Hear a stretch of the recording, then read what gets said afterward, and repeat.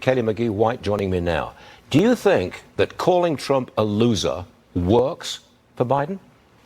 No, and especially not when it sounds like you're so tired that you can't even stay awake to communicate with the voters who are here to see you. You're right. It's very strange performance by Biden there. And this problem of his polls in the swing states is only going to continue to get worse over the next several months because voters are not excited about Biden. We've seen this repeatedly over the Democratic primaries over the past few weeks, that not only does he have this uncommitted vote problem in states like Michigan and states like North Carolina, but the bigger story is the sheer number of Democratic voters who are not showing up for Biden at all. In Michigan, my home state, for example, you had the 100,000 protest votes against Biden. But you also had 200,000 fewer Democratic voters vote in this year's primary compared to in 2020.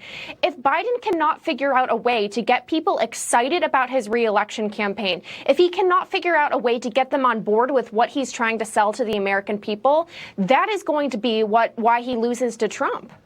I want to change the subject again because England's National Health Service, we've been reporting on this, they will no longer prescribe puberty blockers for children under the age of 18. You have an op-ed on this, you have an opinion on this, and you say the US must follow the UK's lead and abandon the gender experiment. First of all, why do you call this a gender experiment?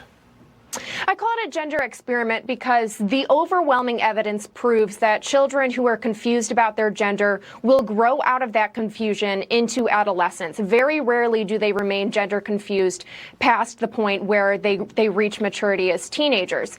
And, you know, I say that the U.S. should follow the UK, which is not going to prescribe puberty blockers anymore. But really, the U.S. should follow the science, to quote one of our favorite so-called medical experts on this, because the evidence overwhelmingly proves that puberty blockers are not a solution to gender confusion. They're not reversible. They're not temporary. They do have long-term consequences, especially on vulnerable and impressionable children who shouldn't be expected to know any better. Kaylee, is it hateful to oppose gender transition in children? Because that will be the accusation against you. You're hate-filled.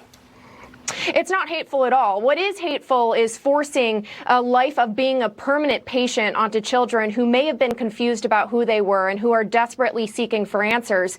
But this is not a solution. Making them a permanent patient is not a solution, and it's not compassionate. Kaylee, thank you very much for being with us this morning. Two very important subjects.